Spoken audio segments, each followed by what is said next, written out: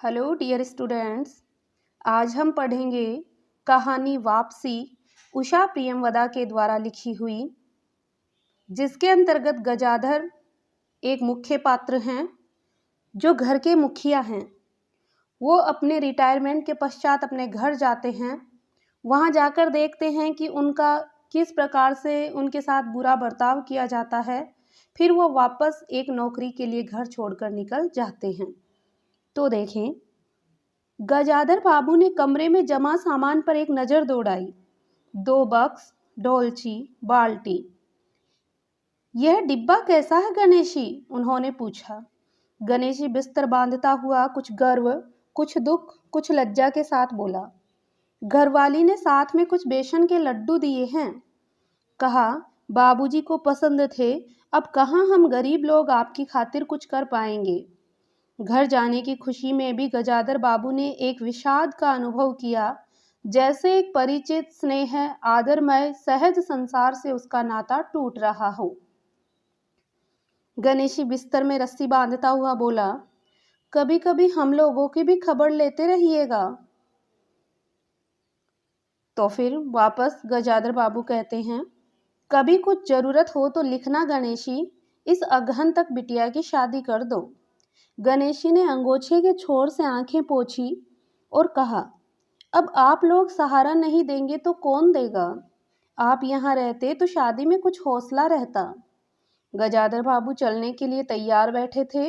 Railway quarter का वह किनारा जिसमें उन्होंने कितने वर्ष बिताए थे, उनका सामान हट जाने के कारण कुरूप और नग्न लग रहा था। आंगन में रोपे पौधे भी जान पहचान के लोग ले गए थे और जगह जगह मिट्टी बिखरी हुई थी। पर पत्नी, बाल बच्चों के साथ रहने की कल्पना में यह बिछोह एक दुर्बल लहर की तरह उठकर विलीन हो गया। गजाधर बाबू खुश थे। 35 साल की नौकरी के बाद वह रिटायर होकर जा रहे थे। इन वर्षों में अधिकांश समय उन्होंने अकेले रहकर काटा था। उन अकेले क्षणों में उन्होंने इसी समय की कल्पना की थी जब वह अपने परिवार के साथ रह सकेंगे। इसी आशा के सहारे वह अपने अभाव का बोझ ढो रहे थे। संसार की दृष्टि से उनका जीवन सफल कहा जा सकता था। उन्होंने शहर में एक मकान भी बनवा लिया था। बड़े लड़के अमर और लड़की कांति की शादी कर दी गई थी। 2 बच्चे ऊंची कक्षाओं में पढ़ रहे थे। गजाधर बाबू नौकरी के कारण प्राय छोटे स्टेशनों पर रहे और उनके बच्चे तथा पत्नी शहर में रहे, जिससे कि पढ़ाई में बाधा नहीं हो। गजाधर बाबू स्वभाव से बहुत स्नेही व्यक्ति थे और स्नेह के ही आकांक्षी भी थे। जब परिवार साथ में था, ड्यूटी से लौटकर बच्चों के साथ हंसते बोलते, पत्नी से कुछ मनोविनोद करते। उन सबके चले जाने से उनके जीवन में गहन सूनापन भर उठा। खाली क्षणों में उनसे घर में टिका नहीं जाता। कवि प्रकृति के नहीं होने पर भी उन्हें पत्नी की स्नेहपूर्ण बातें याद आती रहती। दोपहर में गर्मी होने पर भी 2 बजे तक आग जलाए रहती और उनके स्टेशन से वापस आने पर गरम गरम रोटियां सेकती। उनके खा चुकने और मना करने पर भी थोड़ा सा कुछ और थाली में परोस देती और बड़े प्यार से आग्रह करती। जब वे थके हारे बाहर जाते तो उनकी आहट पाकर वह रसोई के द्वार पर निकल आती और उनकी सल्लज आंखें मुस्कुरा उठती। गजाधर बाबू को तब हर छोटी बात याद आती और उदास हो उठते थे। अब कितने वर्षों बाद वह अवसर आया था जब वह फिर उसी स्नेह और आदर के मध्य रहने के लिए जा रहे हैं। टोपी उतारकर गजाधर बाबू ने चारपाई पर रख दी। जूते खोलकर नीचे खिसका दिए। अंदर से रह रहकर कहों की आवाज आ रही थी। इतवार का दिन था और उनके सब बच्चे इकट्ठे होकर नाश्ता कर रहे थे। गजाधर बाबू के सूखे होठों पर स्निग्ध मुस्कान आ गई। उसी तरह मुस्कुराते हुए वे बिना खांसे हुए अंदर चले गए। उन्होंने देखा कि उनका बेटा नरेंद्र कमर पर हाथ रखे शायद रात की फिल्म में देखे गए किसी नृत्य की नकल कर रहा था और बसंती हंस हंस कर दुहरी हो रही थी। अमर की बहू को अपने तन, बदन, आंचल या घूंघट का कोई होश ही नहीं था और वह उन्मुक्त रूप से हंस रही थी। गजाधर बाबू को देखते ही नरेंद्र धप से बैठ गया और चाय का प्याला उठाकर मुंह से लगा लिया। बहू को होश आया और उसने झट से माथा ढक लिया केवल बसंती का शरीर रह रहकर हंसी दबाने के प्रयत्न में हिलता रहा। गजाधर बाबू ने मुस्कुराते हुए उन लोगों को देखा, फिर कहा, क्यों नरेंद्र, क्या नकल हो रही थी? कुछ नहीं बाबूजी, नरेंद्र ने सिर पिटाकर कहा। गजाधर बाबू ने चाहा था कि वह भी इस मनोविनोद में भाग लेते, पर उनके आते ही जैसे सब कुंठित हो चुप हो गए थे। इससे उनके मन में थोड़ी सी खिन्नता की उपज आई। बैठते हुए बोले, बसंती, चाय मुझे भी देना। तुम्हारी अम्मा की पूजा अभी चल ही रही है क्या? बसंती ने माँ की कोठरी की ओर देखा। अभी आती ही होंगी, और प्याले में उनके लिए चाय छानने लगी। बहू चुपचाप पहले ही चली गई थी। अब नरेंद्र भी चाय का आखिरी घूंट पीकर उठ खड़ा हुआ। केवल बसंती पिता के लिहाज में चौके में बैठी माँ की राह देखने लगी। गजाधर बाबू ने एक घूंट चाय पी, फिर कहा, बेटी, चाय तो फीकी है, लाइए चीनी और डाल दूं? बसंती ने कहा, रहने दो, तुम्हारी अम्मा जब आएगी तभी पी लूंगा। थोड़ी देर में उनकी पत्नी हाथ में अर्धे का लोटा लिए हुए निकली, और अशुद्ध स्तुति करते हुए तुलसी में उन्होंने पानी का लोटा डाल दिया। उन्हें देखते ही बसंती भी उठ गई। पत्नी ने आकर गजाधर बाबू को देखा और कहा, अरे, आप अकेले बैठे हैं, ये सब कहाँ गए? गजाधर बाबू के मन में फांस सी कसक उठी। अपने अपने काम में लग गए हैं, आखिर बच्चे ही हैं। पत्नी आकर चौके में बैठ गई। उन्होंने नाक भौं चढ़ाकर चारों ओर जूठे बर्तनों को देखा, फिर कहा, सारे जूठे बर्तन पड़े हैं इस घर में धर्म कर्म कुछ नहीं, पूजा करके सीधे चौके में घुसो। फिर उन्होंने नौकर को पुकारा। जब उत्तर नहीं मिला तो एक बार उच्च स्वर में फिर से पुकारा। फिर पति की ओर देखकर बोली, बहू ने भेजा होगा बाजार, और एक लंबी सांस लेकर चुप हो गई। गजाधर बाबू बैठकर चाय और नाश्ते का इंतजार करते रहे। उन्हें अचानक ही गणेशी की याद आ गई। रोज सुबह पैसेंजर आने से पहले यह गरम गरम पूरियां, जलेबियां और चाय लाकर रख देता था। चाय कितनी बढ़िया, कांच के गिलास में ऊपर तक भरी लबालब, पूरे 2.5 चम्मच चीनी और गाढ़ी मलाई। पैसेंजर भले ही रानीपुर लेट पहुंचे, गणेशी ने चाय पहुंचाने में कभी देर नहीं की थी। क्या मजाल कभी उससे कुछ भी कहना पड़े। पत्नी का शिकायत भरा स्वर सुनकर उनके विचारों में व्याघात पहुंचा। वह कह रही थी, सारा दिन इसी खिचखिच में निकल जाता है। इस गृहस्थी का धंधा पीटते पीटते उम्र बीत गई, कोई जरा हाथ भी नहीं बटाता। गजाधर बाबू ने पूछा, बहू क्या किया करती है? गजाधर बाबू की पत्नी कहती है, पड़ी रहती है। बसंती को तो कहेगी कि कॉलेज जाना होता है, कि बसंती को तो कॉलेज जाना होता है, और बहू सारे दिन पड़ी रहती है। गजाधर बाबू ने जोश में आकर बसंती को आवाज दी। बसंती भाभी के कमरे से निकली तो गजाधर बाबू ने कहा, बसंती, आज से शाम का खाना बनाने की जिम्मेदारी तुम पर है, सुबह का भोजन तुम्हारी भाभी बनाएगी। बसंती ने मुंह लटकाकर बोला, बाबूजी, पढ़ना भी तो होता है। गजाधर बाबू ने प्यार से समझाया, तुम सुबह पढ़ लिया करो, तुम्हारी माँ बुढ़ी हुई, अब वह शक्ति नहीं बची है। तुम हो, तुम्हारी भाभी हैं, दोनों को मिलकर काम में हाथ बटाना चाहिए। बसंती चुप रह गई। उसके जाने के बाद उसकी माँ ने धीरे से कहा, पढ़ने का तो बहाना है, कभी जी ही नहीं लगता। लगे कैसे? शीला से ही फुर्सत नहीं मिलती। बड़े बड़े लड़के हैं उस घर में, हर वक्त वहां घुसा रहना मुझे नहीं सुहाता। मना करूं तो सुनती ही नहीं है। घर में गजाधर बाबू के रहने के लिए कोई स्थान भी नहीं बचा था। जैसे किसी मेहमान के लिए कुछ अस्थायी प्रबंधन कर दिया जाता है, उसी प्रकार बैठक में कुर्सियों को दीवार से सटाकर बीच में गजाधर बाबू के लिए एक पतली सी चारपाई डाल दी गई थी। गजाधर बाबू उस कमरे में पड़े पड़े कभी कभी अनायास ही इस अस्थायित्व का अनुभव करने लगते। उन्हें याद आती उन रेलगाड़ियों की जो आती और थोड़ी देर रुककर किसी और लक्ष्य की ओर चली जाती। घर छोटा होने के कारण बैठक में ही अब वह प्रबंधन किया गया। उनकी पत्नी के पास अंदर एक छोटा कमरा अवश्य था, पर वह एक ओर के अचारों के बर्तमान से, दाल चावल के कनस्तर और घी के डिब्बों से घिरा हुआ था। दूसरी ओर पुरानी रजाइयाँ दरियों में लिपटी और रस्सी से बंधी रखी हुई थी। उनके पास एक बड़े से टिन के बक्स में घर भर के गर्म कपड़े रखे हुए थे। बीच में एक अलगनी बंधी हुई थी जिस पर प्राय बसंती के कपड़े लापरवाही से पड़े रहते थे। वह अक्सर उस कमरे में नहीं जाते थे। घर का दूसरा कमरा अमर और उसकी बहू के पास था। तीसरा कमरा जो सामने की ओर था वह बैठक था। गजाधर बाबू के आने से पहले उसमें अमर के ससुराल से आया हुआ बेंत का 3 कुर्सियों का सेट पड़ा हुआ था। कुर्सियों पर नीली गद्दियां लगी हुई थी और बहू के हाथों से कड़े हुए कुशन थे। जब कभी उनकी पत्नी को कोई लंबी शिकायत करनी होती तो वह अपनी चटाई बैठक में ही डालकर पड़ जाती थी। वह एक दिन चटाई लेकर आ गई तो गजाधर बाबू ने घर गृहस्थी की बातें छेड़ी। वह घर का रवैया देख रहे थे। बहुत हल्के से उन्होंने कहा कि अब हाथ में पैसा कम रहेगा, इसलिए कुछ खर्चा कम करना चाहिए। तो पत्नी कहती है, सभी खर्च तो वाजिब वाजिब हैं, न मन का पहना न ओढ़ा। गजाधर बाबू ने आहत विस्मित दृष्टि से पत्नी को देखा। उनसे अपनी हैसियत छिपी नहीं थी। उनकी पत्नी तंगी का अनुभव कर उसका उल्लेख करती यह स्वाभाविक था, लेकिन उसमें सहानुभूतिता का पूर्ण अभाव गजाधर बाबू को बहुत खटका। उनसे अगर उन्हें वो कोई राय की बात बताती कि प्रबंध कैसे हो तो उन्हें चिंता कम संतोष अधिक होता, लेकिन उनकी पत्नी ने तो केवल शिकायत ही की थी। जैसे परिवार की सब परेशानियों के लिए वो गजाधर ही जिम्मेदार थे।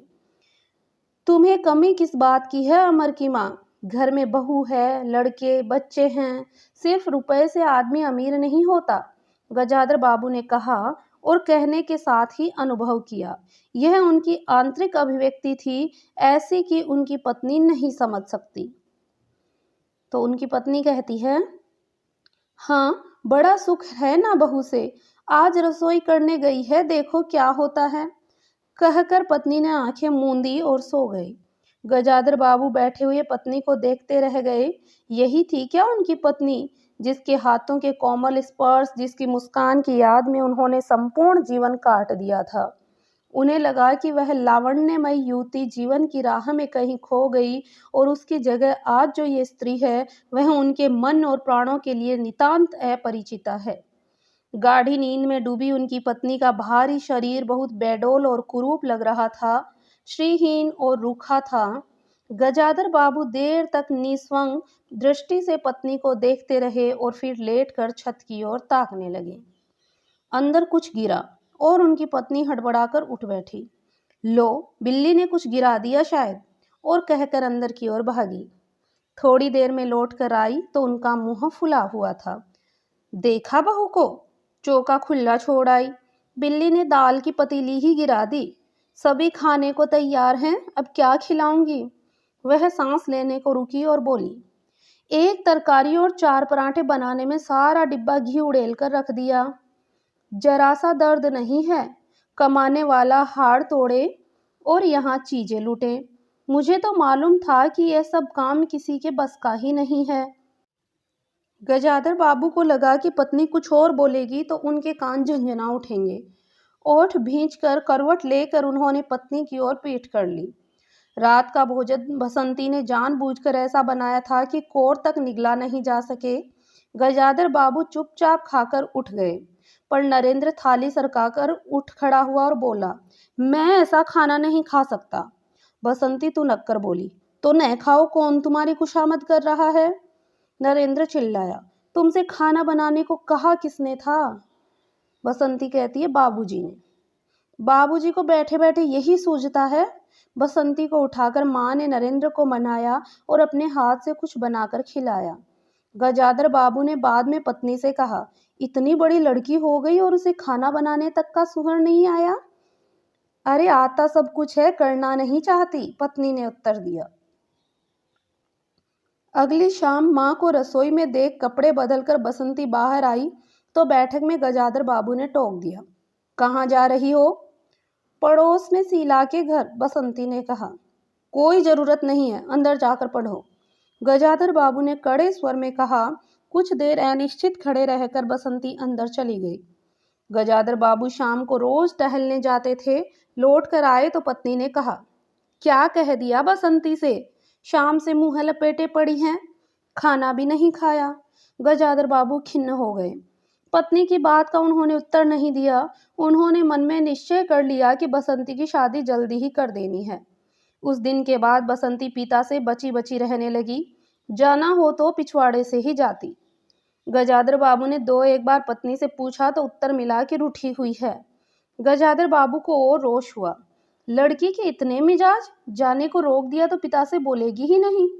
फिर उनकी पत्नी ने ही सूचना दी कि अमर अलग होने की सोच रहा है। गजाधर बाबू ने चकित होकर पूछा, क्यों? पत्नी ने साफ साफ उत्तर नहीं दिया। अमर और उसकी बहू को शिकायतें बहुत थी। उनका कहना था कि गजाधर बाबू हमेशा बैठक में ही पड़े रहते हैं। कोई आने जाने वाला हो तो कहीं बैठाने की जगह नहीं।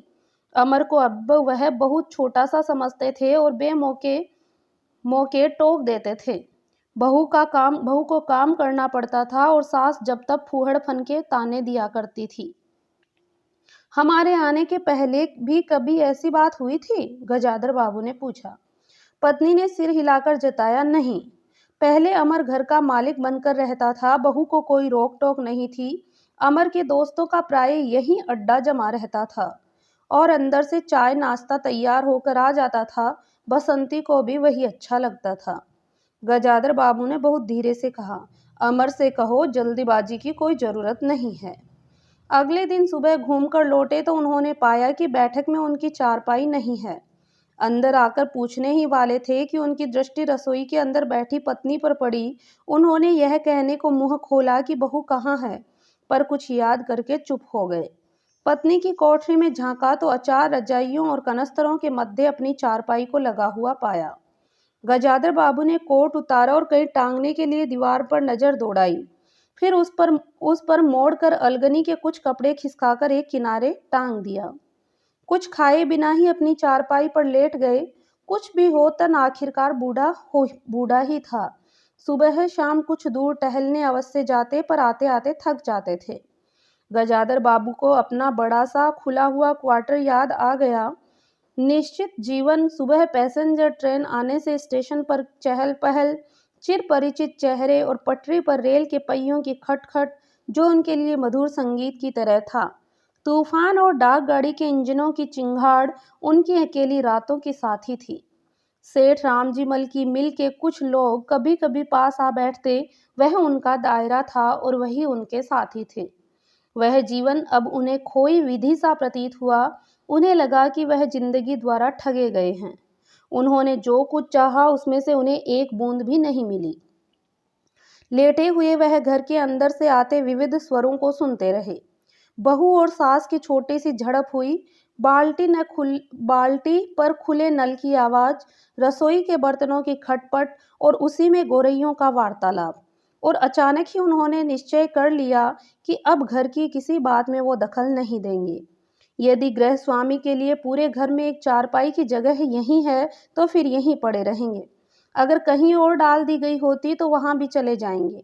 यदि बच्चों के जीवन में उनके लिए कहीं स्थान नहीं तो अपने ही घर में परदेसी की तरह पड़े रहेंगे।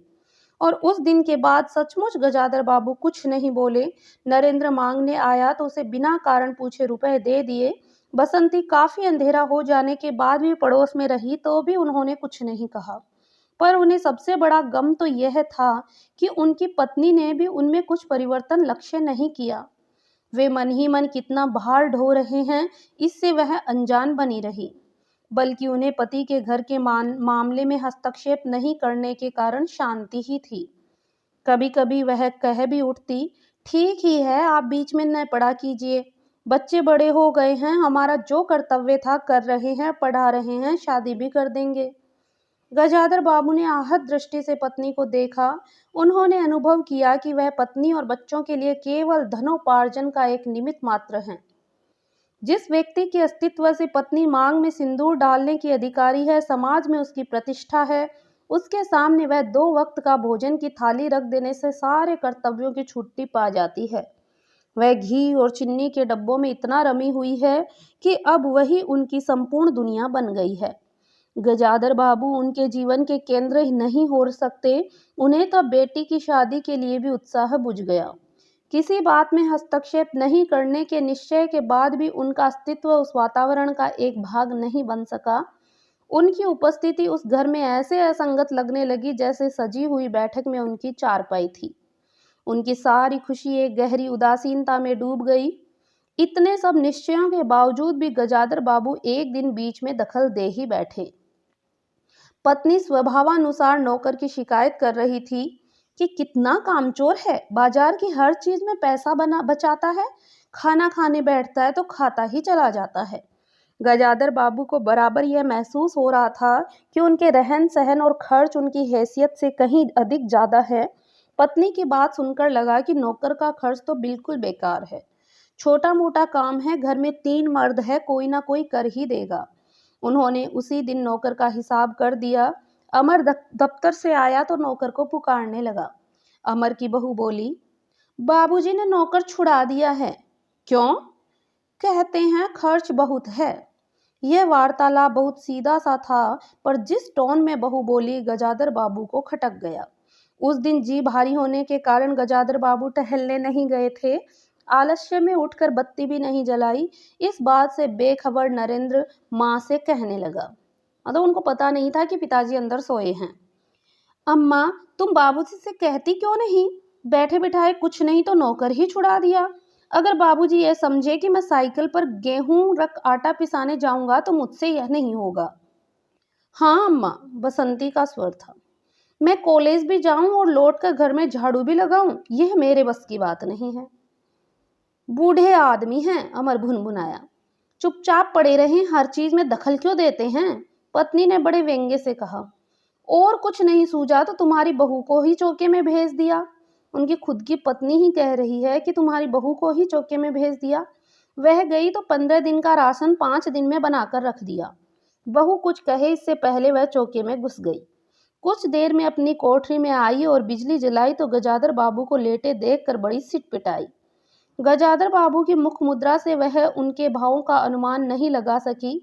वह चुप आंखें बंद किए लेटे रहे। गजाधर बाबू चिट्ठी हाथ में लिए अंदर आए और पत्नी को पुकारा। वह भीगे हाथ लिए निकली और आंचल से पोंछती हुई पास आकर खड़ी हो गई। गजाधर बाबू ने बिना किसी भूमिका के कहा कि मुझे सेठ के रामजी मल की चीनी मिल में नौकरी मिल गई है। खाली बैठे रहने से तो 4 पैसे घर में आएंगे, वही अच्छा है। उन्होंने तो पहले ही कहा था, लेकिन मैंने ही मना कर दिया। फिर कुछ रुककर जैसे बुझी हुई आग में एक चिंगारी चमक उठे, उन्होंने धीमे स्वर में कहा, मैंने सोचा था बरसों तुम सबसे अलग रहने के बाद अवकाश पाकर परिवार के साथ रहूंगा। खैर, परसों जाना है, तुम भी चलोगी? मैं? पत्नी ने सक पकाकर कहा। मैं चलूंगी तो यहाँ क्या होगा? इतनी बड़ी गृहस्थी, फिर सयानी लड़की। बात को बीच में ही काट कर गजाधर बाबू ने हताश स्वर में कहा, ठीक है तुम यहीं रहो, मैंने तो ऐसे ही कहा था, और गहरे मौन में डूब गए। नरेंद्र ने बड़ी तत्परता से बिस्तर को बांधा और रिक्शा बुला लिया। गजाधर बाबू का टिन का बक्स और पतला सा बिस्तर उस पर रख दिया गया। नाश्ते के लिए लड्डू और मठरी की डलिया हाथ में लिए गजाधर बाबू रिक्शे में बैठ गए। एक दृष्टि उनके अपने परिवार पर डाली और फिर दूसरी ओर देखने लगे और रिक्शा चल पड़ा। उनके जाने के बाद सब अंदर लौट आए। बहू ने अमर से पूछा, सिनेमा चलिएगा ना? बसंती ने उछलकर कहा, भैया हमें भी लेके चलना। गजाधर बाबू की पत्नी सीधे चौके में चली गई। बची हुई मठरियों को कटोरेदार में रखकर अपने कमरे में लाई और कनस्तरों के पास रख दिया। फिर बाहर आकर कहा, अरे नरेंद्र, बाबूजी की चारपाई कमरे से निकाल दे, उसमें चलने तक को जगह नहीं है। उषा प्रियमवदा के द्वारा लिखी गई ये कहानी थी। वाचन किया है मैंने, कृष्णा पारिक ने। कहानी आपको अच्छी लगी हो तो लाइक ज़रूर करना। ये नेट में आपकी ये कहानी जुड़ी हुई है, वापसी कहानी। अगली कहानी हम बहुत जल्दी ही पढ़ेंगे जो नेट के सिलेबस में है। Thank you.